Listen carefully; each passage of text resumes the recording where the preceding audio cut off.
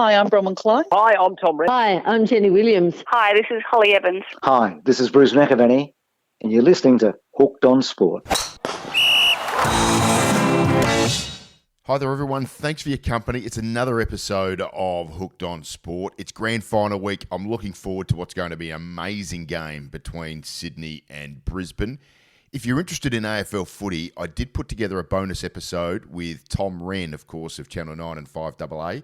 He listed some of the greatest AFL games he has commentated on when he has been behind the microphone for 5AA, and his story about the first ever game he called, which was with the great Rex Hunt, is worth listening to alone. So give that episode a listen, and I hope you really enjoy that one because I thought it was very, very entertaining. Anyway, let's talk about this week. It's been an amazing week in South Australian sport, of course, highlighted by all of the local grand finals across the state, and there's been some absolutely bizarro stories that I am going to share with you, but there's plenty of other incredible moments that caught my eye as well, from the elite right down to the grassroots. So let's get into it now. My 5 favourite sporting stories for the week.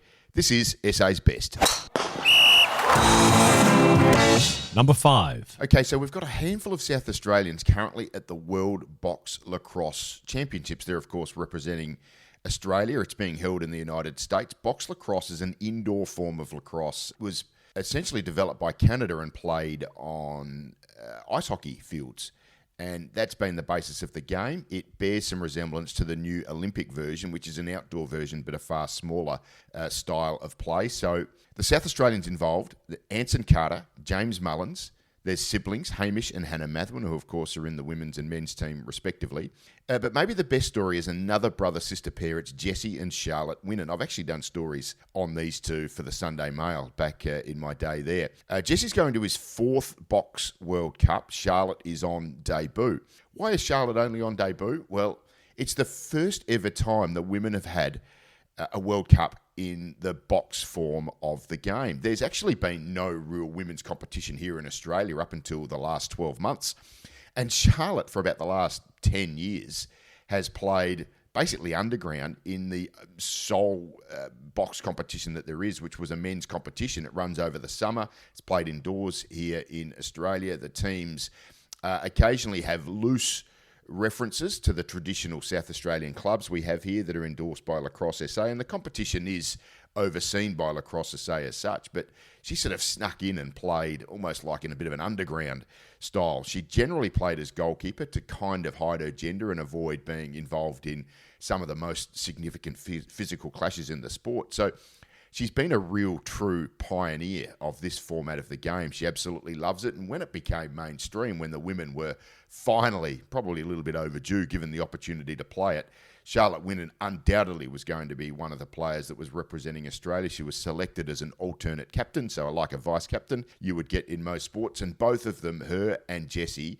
representing Australia together alongside the Mathwin siblings, Hamish and Hannah. So the most beautiful thing I think about for Jessie and Charlotte is that both of them were named as the flag bearers for the Australian team. So at the opening ceremony, which was only a couple of days ago, both of them led the Australian team in, Jessie and Charlotte, brother and sister, carrying the Australian flags together. I know how much that must have meant for them. I know how much it must have meant for their family. I've got to be honest, Jessie has been an incredible supporter, in particular because of his sister, but also just for the greater good of seeing that women were allowed to get involved in box lacrosse. So it's richly deserving that both of them had that amazing honour together of being the Australian flag bearers ahead of the World Box Lacrosse Championships. So they're number 5 today in this week's SA's Best. Number 4. Okay, so we move on to number 4 in this week's SA's Best, and I just want to share with you some incredible stories from grand finals across the state. Glenelg beating Norwood in the SANFL Grand Final. What an incredible performance from them. They are just so resilient. And Darren Reeves, their coach, who has come from nowhere to be a dual league premiership coach, that is one of the amazing stories of South Australian sport in modern times. The Division 1 Grand Final in the Adelaide Footy League, Port District, what an incredible comeback. They lost their second semi-final by 74 points and go on to beat a desperately disappointed, I should say, Glenunga in the Grand Final. 17-1 in the minor round, big winners in the second semi-final, and then just fall one step short on the final day of the year. So disappointing for Glenunga, but congratulations to Port District. There's some amazing stories around the Country Footy League Grand Finals, though. I picked up that within about 10 minutes of each other on Saturday, a team known as the Wineflies, a team known as the Mudlarks, and a team known as the Donnybrooks had all won A-grade footy flags. So the Wineflies, the Ranella Football Club in the Southern Football League, the Mudlarks, the Maiponga Sellex Football Club in the Great Southern Football League, and the Donnybrooks is Williston, and they play in the Barossa Light and Gawler League, and all three of them won premierships on the weekend. There's some other great stories around. I better give a little plug to my good mate Peter Lyons, who runs the South Australian Country Football Digest Facebook page. It's an incredible font of information. He's done some wonderful research on all of the grand finals right across the countryside of South Australian football. In the Great Flinders League, United Yalana have won their 6th straight premiership. They've won 9 of the last 10 Great Flinders titles, so what a dominant club that is. In the Northeastern League, the BSR Tigers have gone 5 straight, so congratulations to BSR. Don't ask me what B and S and R stands for. It's an incredible amalgamation of a couple of tiny little hamlets out there in the northeast of Adelaide. In the Far North League, Hornridge went undefeated throughout the year and then lost the grand final to Roxby Downs. So, gee, that would be heartbreaking, wouldn't it, to go down in that sort of format. There were 5 clubs that actually went undefeated through the season. Western Districts did it in Kangaroo Island, and their premiership victory, 130-odd points. The Jonas brothers, Tom and Sam Jonas, were playing in that. That's the biggest grand final margin, I think, in around about 25 years. So they're unbelievable, Western Districts. Western United have won the Western Air League, going through undefeated. Rapina did the same in the Whyalla League. Harndorf did it in the Hills League, and I'll come back to them because there's an interesting story in the own right. And the Coorong Cats, which was a recent merger between a couple of clubs, most notably Meningi, and I think it was Bordertown's Tintinara, merged to form the Coorong Cats. They're now playing in the Murray River League, and they went undefeated as well. So congratulations to a club that's only in its 2nd year of existence. I talked about Harndorf in the Hills League. They've won, very, very, very strong club up there. Won the 2024 flag. They won it by scoring 3 goals 12. They defeated Blackwood, and it was the lowest winning score in 23 years. You've got to go back to when Western Districts won the Kangaroo Island League in 2001, I think it was, with 3 goals 10. So remarkable, considering it was a windy day, but it wasn't necessarily a miserable day of weather. 3 goals 12 wins you a premiership. So there you have it. Some incredible stories across the grand finals in 2024 to wrap up our country and local footy season. All of that combined has to get number 4 in this week's SA's Best. Number 3. All right, I want to share with you a little story from the Port Adelaide Baseball Club. Over the last 4 weeks, they have run what's called the Miracle League. It's a concept that began in the US, and Port Adelaide Baseball Club is the first club in Australia to bring this here home with us. So right across Australia, Port Adelaide Baseball Club breaking ground. 4-week program, as I said, and it's specifically for kids with disabilities who wouldn't otherwise be able to get onto a baseball field. Each kid who comes along, they're paired up with a mentor and someone who can explain to them and teach them and help them with the fundamentals of the game. And they go through this session every week for about 4 weeks. Now, I would encourage you to get on the Port Adelaide Baseball Club Facebook page. I was aware of this program about a month ago, but didn't get a real sense of what was going on until I saw the photos that they just put up in the last couple of days. The smile on these kids' faces is just absolutely priceless, and the work that Port Adelaide is doing to just give these kids an experience that perhaps they would never, ever have possibly had the opportunity to grasp is just absolutely incredible. It's heartwarming. It is really, really quite moving. So I would encourage you, if you get the opportunity, go and have a look at the Port Adelaide Baseball Club Facebook page and just check out what they're doing with their Miracle League. It is really, really, truly special. Comfortably in this week's SA's Best, I've got them at number 3. They could easily go to number 1. Well done to the Port Adelaide Baseball Club. Number 2. Right, at number 2 this week, I want to share with you, I guess, a bit of the background of the story of Lee 2. You may have heard of him, you may have not, but over the last couple of weeks, he has gone from an audience of 1 to screaming hordes of 23,000 people. Lee too is a professional tennis player who actually took on Carlos Alcaraz in the opening round of the US Open just 3 or 4 weeks ago. What an incredible experience that was. He was on the centre court at the US Open at Flushing Meadow, that's known as Arthur Ashe Stadium. Its capacity is around about 23,700. I'm pretty sure it was basically full, 23,000 people in there to watch South Australia's own Lee 2 take on one of the all-time greats in world tennis at the moment, Carlos Alcaraz. He actually took the second set off Carlos Alcaraz before going down in 4 sets, having qualified through to get into the main draw. So it was an incredible experience. There was one beautiful moment where he tried to serve an underarm serve and completely muffed it and just laughed at himself. He's really matured and grown into quite an exceptional young man, has Lee. Incredible where he's come from. He actually gave up tennis as a 15-year-old. He was demonstrating himself to be someone who was on the pathway towards the absolute top end of town and probably had too much pressure placed on him. He was being compared to where Roger Federer was at a similar age and Rafael Nadal at a similar age. And of course, when he wasn't quite meeting those targets, I think Lee really felt the pressure and struggled to deal with that and eventually gave up tennis altogether at the age of 15. Up until then, he'd been playing alongside Thanasi Kokkinakis and Nick Kyrgios. These were his teammates and his opponents, and he was playing in a similar sort of level. So to just give the game away was quite incredible. I made the point that he had an audience of one because he was going through medical school and the only way that he could fund himself was to provide tennis coaching lessons. So he would be giving lessons to either, local players or someone who was really just beginning and trying to find their way into the basics of the game. And it was only when COVID hit that they began, Tennis Australia and Tennis SA began what's called a UTR series, which was just a way of getting playing opportunities for professional players, that Lee decided to get back into playing tennis. He won a couple of those UTR series events, and that was a real catalyst for him to get back into the sport. He's now training incredibly hard. He's treating himself as a professional athlete. He's still ranked in the high 100s internationally, but he is performing so incredibly well. He's got a really beautifully rekindled passion. And you just want to see him do well. He's probably never going to be a top 50 type player, but the fact that he has really made that step back up, it just goes to show that nothing's ever dead in your life. If there's something that you think you can achieve or you want to have a crack at, Lee 2 is a great inspiration. He's a great inspiration to me. He should be a great inspiration for everyone. He's number 2 in this week's SA's Best. Number 1. And at number 1 today, I want to share with you another amazing story of Izzy Bat-Doyle. Last week, you probably remember that Izzy won the City Bay Fun Run, the 12K event that she ran in around about 37 minutes. She was paced by her partner, Riley Cox.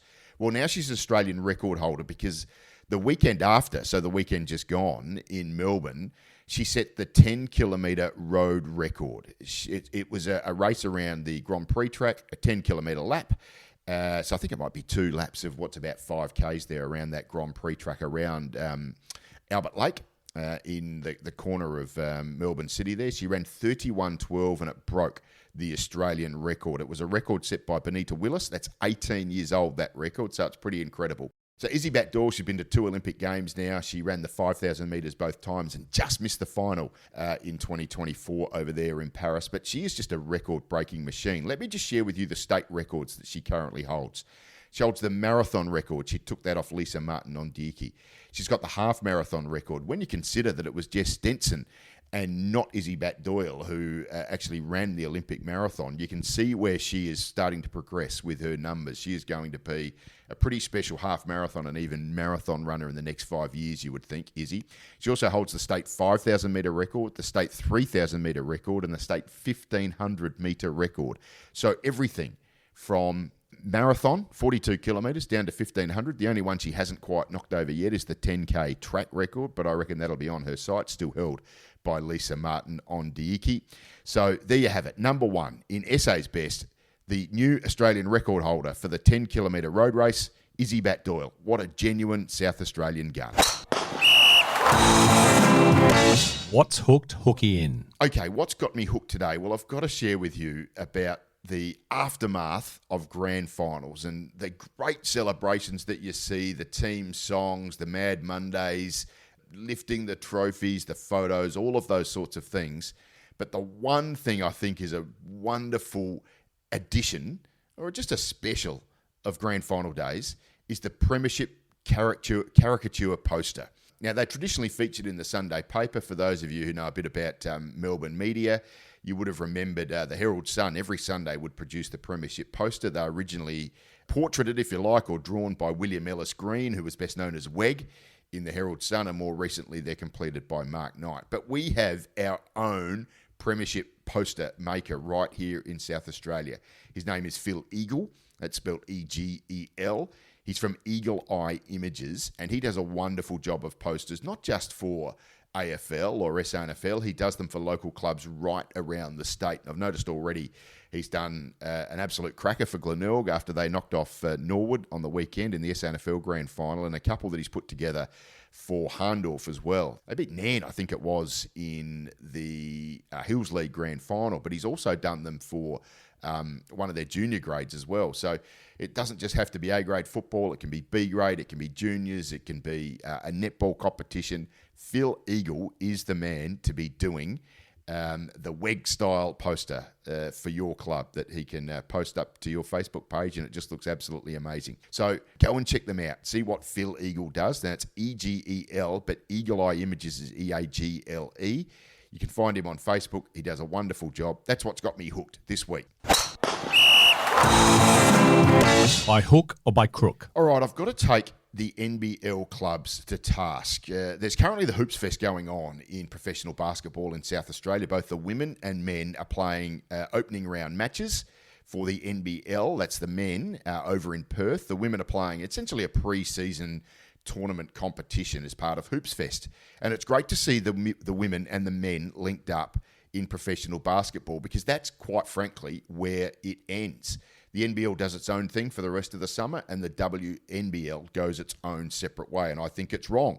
The NBL lives on caviar, and the WNBL lives essentially on food stamps. And I think for a well-funded Olympic sport, this has been allowed to go on without an eyebrow, and I actually think that's quite scandalous. You think about every other major professional sport in Australia, the men's competition has an obligation to support a women's competition as well. So in the AFL, we've seen the AFLW emerge, and all 18 clubs run a men's team and a women's team. Same goes for the NRL. Same goes now in Australian cricket, where the WBBL and the BBL, they're played at different times of the year, but they're the same teams, the same clubs, funded by the same organisations. They can get it right in hockey. Hockey is one of the poorest sports going around, quite frankly.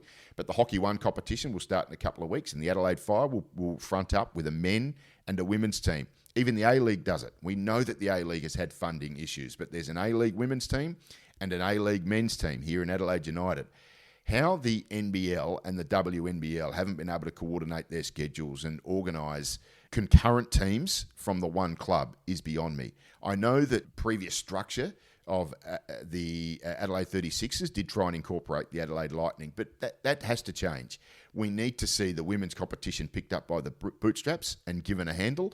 And while the NBL is in such rude health as it is, they are the ideal organisation to take it on. So I want to see the NBL start to meet some obligations to women, in particular when these women are desperate for pathways. We can't have these women playing for virtually nothing in Australia, and then as soon as they get the opportunity, running off to go and play in Europe or the US, because that's the only opportunity they get to be truly professional. This is a simple fix. Put some obligation on the NBL, put some obligation on the NBL clubs. Let's get it done. Let's start to raise the profile of women's basketball here in Australia, by hook or by crook.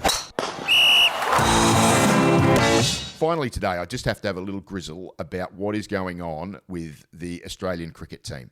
They are playing, having played against Scotland. They're now playing against England. It's the end of September, and they're playing up in the north of England in places like Yorkshire. What is going on?